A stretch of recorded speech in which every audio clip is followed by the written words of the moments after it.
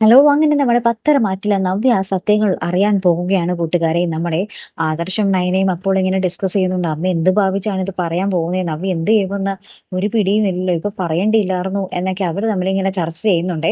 Last നമ്മുടെ അഭി ആണെങ്കിൽ ഇതെന്തോ സംശയം തോന്നിയിട്ട് നമ്മുടെ ദേവയാനിയുടെ അടുത്ത് പറയുന്നുണ്ട്.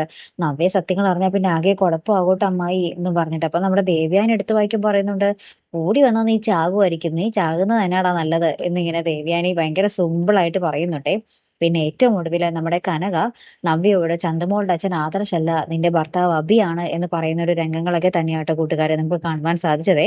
പക്ഷെ ഇത് കേട്ട നവ്യയുടെ മുഖത്ത് ഒരു ഭാവ വ്യത്യാസവും ഇല്ല കേട്ടോ. നവ്യ അങ്ങോട്ട് തിരിഞ്ഞു പോകുന്നുണ്ട്. അപ്പൊ ഇനി എന്തായിരിക്കും സംഭവിക്കാൻ പോകുന്നത്? മിക്കവാറും നവ്യ അവിടെ ഒന്നും നടക്കാൻ പോകുന്നില്ല. നവ്യയുടെ എന്താ പറയാ ഉള്ളിലോട്ട് നേരത്തെ തന്നെ നമ്മുടെ ജലജയും അഭിയും കൂടെ ഇങ്ങനെയൊക്കെ പറയാൻ സാധ്യതയുണ്ട്. നീ അതൊന്നും വിശ്വസിക്കരുതെന്ന് നേരത്തെ തന്നെ പറഞ്ഞിട്ടേക്കുന്നോണ്ടേ ഒന്നും നടക്കാനുള്ള സാധ്യതയൊന്നും ഇല്ല അല്ലേ? കാത്തിരിക്കാട്ടോ. അപ്പൊ അടുത്തൊരു വീഡിയോയുമായി വരുന്നത് വരയ്ക്കും ഗുഡ് ബൈ.